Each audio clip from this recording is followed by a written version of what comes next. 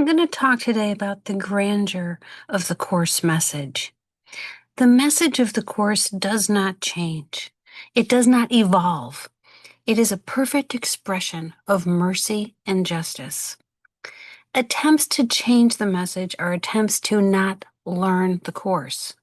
Every Course student is trying not to learn the Course actively. As Jesus says, salvation is a secret you have kept but from yourself.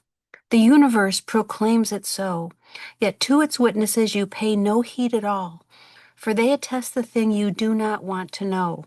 They seem to keep it secret from you, yet you need but learn you chose but not to listen, not to see. That's a quote from chapter 27, section 8. They attest the thing you do not want to know, the witnesses to salvation. Ken Wapnick worked very hard to help students see this. If we wanted to learn a simple lesson in the obvious, we would learn it. Resistance to that message is what Ken talked about all the time. We are resistant to the message of the Course, and we have defenses set up specifically so we won't learn the message of the Course. All of our defenses are poised against it. And that resistance can take many forms in the dream world of illusion. Sleep, death even. So pretending we're not resisting is a form of resistance. It's a way of establishing our own innocence for not awakening. We basically say, I'm dedicated and committed to the Course. I love A Course in Miracles. I want to learn A Course in Miracles. I want the peace of God. And then basically saying, I've done all He asked of me. So we're basically innocent and denying that we're very resistant to the message, which actually makes Jesus or something outside of us guilty for the fact that we haven't awakened. We haven't accepted the atonement for ourselves. The dream hasn't disappeared into the nothingness from which it came. So, well, it's not my fault. That's a form of resistance. So we have to blame something. If we don't accept responsibility for not accepting the atonement, we are blaming something outside of ourselves, whatever we believe is outside of ourselves. Attempts to bring truth into the illusion is another form of resistance, and we do that by shoving ideas of oneness and love into specific forms, and we embrace the forms that match our preference. I think oneness and love looks like this interaction over here, so we'll embrace that and condemn the form that doesn't match our idea of oneness and love. So also insisting we're not upset by things in the world that are typically upsetting, being at the deathbed of a loved one or suffering any type of loss or what the world would call a sacrifice. If we insist we're not upset by that, it's the same mistake as insisting we are upset by that. Both preserve the dream. So the resistance is an effort to preserve the dream and remain asleep. We can't transcend the dream at the level of the dream. We don't utilize what we're trying to escape in order to escape from it. Now, it's true that A Course in Miracles and our guide are part of what we're trying to escape from. But the difference with A Course in Miracles and your path is that it doesn't it's part of an illusion. It is an illusion, but it doesn't foster more illusions. It is leading the way to being above the battleground, to transcending them and looking back from a place of safety on them so you can see them clearly without all the judgments we made about them. So that is not to say that things are hopeless. Recognizing our own resistance is the only thing we need to do. Seeing it without judgment is a means to transcend it. It is forgiveness to see it without judgment, to look upon our own resistance, call it what it is, and look at it without judgment. And what Ken said repeatedly, and I mean over and over again during every class, we're just supposed to say, Jesus, I got scared and I dropped your hand. And don't make a big deal out of it. Our ego wants us to make a big deal out of everything because we want to be a big deal. We want to matter. So we listen to our ego that we identify with and saying, oh, well, things are hopeless. I can't accept the atonement for myself, and I'm going to just linger here for eternity and die a million times. So every time the Course describes the world, we can substitute the little s self, and the description applies. This little s self that we believe we are is the only thing we work to protect. We use every form and every figure in the dream to protect it and maintain its reality in our minds. So we use the world as witness to prove to me what I am. And I am the thing that I want to be instead of the truth. If you choose illusion, then you are denying the truth in yourself. Jesus says, "Yet is it joy to look upon decay and madness and believe this crumbling thing with flesh already loosened from the bone and sightless holes for eyes is like yourself." That is a quote from chapter 24, section 5. When we hear it in those stark terms, we think, oh, I don't want to be that thing. But that is the self-image that is carefully held in place by our judgment. Withdrawing judgment can allow terror to arise. We don't have to face that terror alone. So again, it's a dream of judgment. The dream is held in place by judgment. And judgment is basically deciding what you are, what God is, what everything that seems to be is. So it's a dream of judgment. We must judge not, and we will awaken. So withdrawing judgment again can make the terror arise that our defenses are made to keep from our awareness, the terror.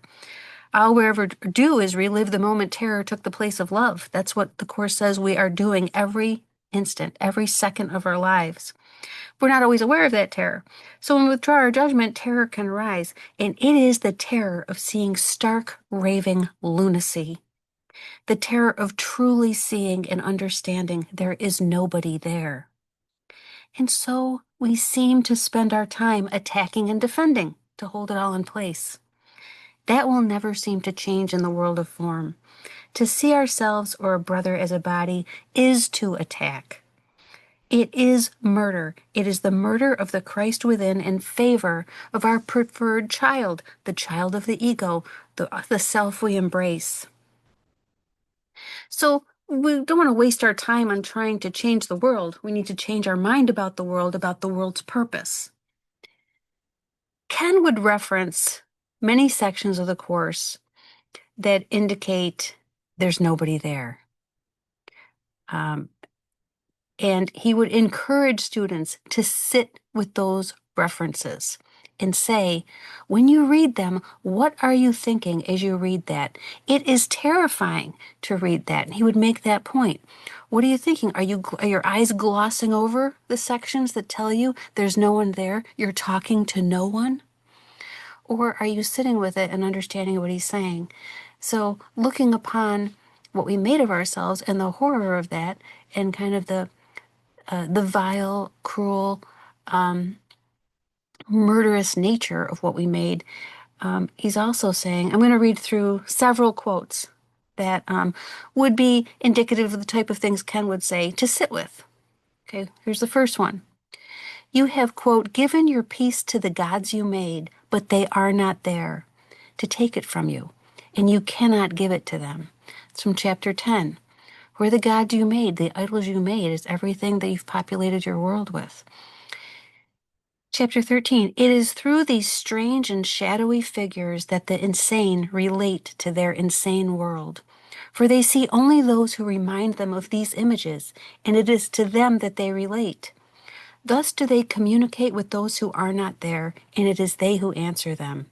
And no one hears their answers save him who called upon them, and he alone believes they answered him. It's very powerful. Thus do they communicate with those who are not there. We are communicating with those who are not there. In chapter 13, section 7, sit quietly and look upon the world you see and tell yourself, the real world is not like this. It has no buildings and there are no streets where people walk alone and separate. Chapter 30, section 4, look calmly at its toys and understand that they are idols which but dance to vain desires. Give them not your worship, for they are not there. Yet this is equally forgotten in attack. God's Son needs no defense against his dreams. His idols do not threaten him at all. His one mistake is that he thinks them real. And in thinking them real and attacking them, we give them the power to hurt us, to impact us. That is the magic show that goes on around here. Nothing outside of us can hurt us. Nothing outside of us can make us happy or create pain or give birth to terror because there's nothing outside of us. But through attack, it's forgotten in attack that they are not there, the idols that we worship, because that attack keeps in place the magic trick that there is something outside of us. And that the attack we made on oneness was real because now we've given it living form and see it in front of us. Fear has made everything you think you see, all separation, all distinctions, and the multitude of differences you believe make up the world. They are not there. Love's enemy has made them up. That's from Workbook Lesson 130. They are not there. Love's enemy has made them up. When we align ourselves with the ego, when we choose the ego, we become love's enemy by killing off God, killing off love, and being a thing we are not. Let not your eyes behold a dream, your ears bear witness to illusion. They were made to look upon a world that is not there, to hear the voices that can make no sound. It's from chapter 28, section 5.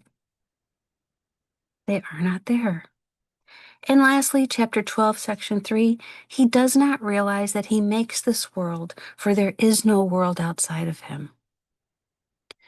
When we sit with those ideas, it has to provoke terror because we are so tied to our identity. And it's not something we're willing to give up because we wouldn't have created defenses to maintain the dream. The dream is a dream of sin, guilt, and fear. And we can't tolerate the sin and the guilt, so we take what is inside of our minds, the sin and guilt for killing off God, we project it out, and we become the fearful victim. And everything that we believe is outside of us and do not know becomes the victimizer full of sin and guilt. The magnitude of the Course is lost when we forget the central message, which is there is no world. That means there's no me and there's no you.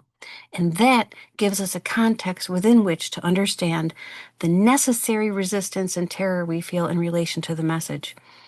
Judgment preserves our little self, which we believe is all we have. So we don't want to, we think we're giving up the only thing we have. That will be thrust into oblivion.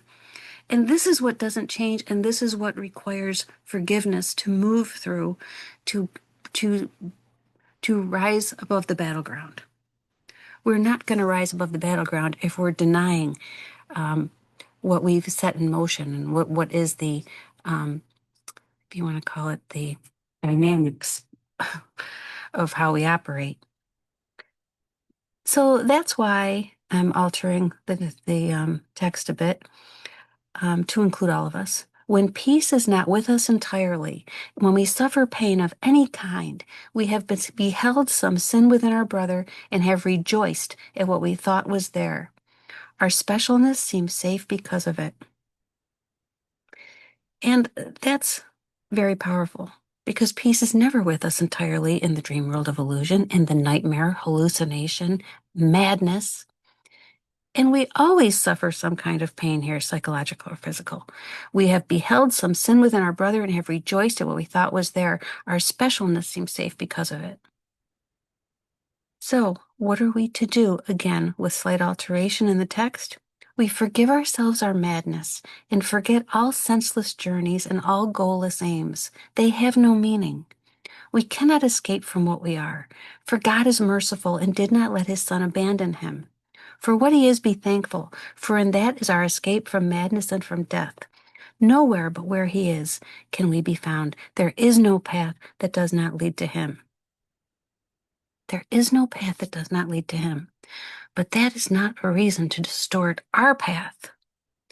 Our path is very specific and says something. It doesn't say everything. So the Course message never changes, but what can change is we discover deeper and deeper levels of that message. We may apply it to the world at first and see that will not work. If death seems real, if we behold any sin, anywhere, at any time, we need to go deeper. So we're still clinging to our condemnation, we're clinging to our judgment, our grievances to hold the whole thing in place. And that's okay.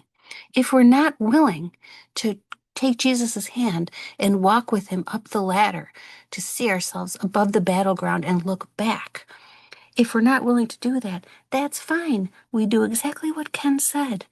Jesus, I'm too afraid of your love right now.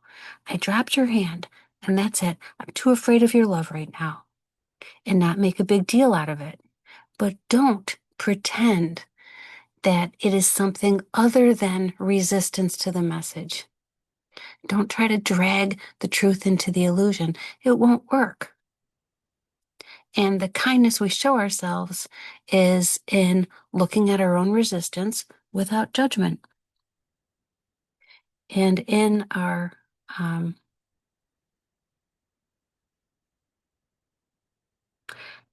infinite patience produces immediate results. And experience will come to remove all doubt about what that course message is. Thank you for listening.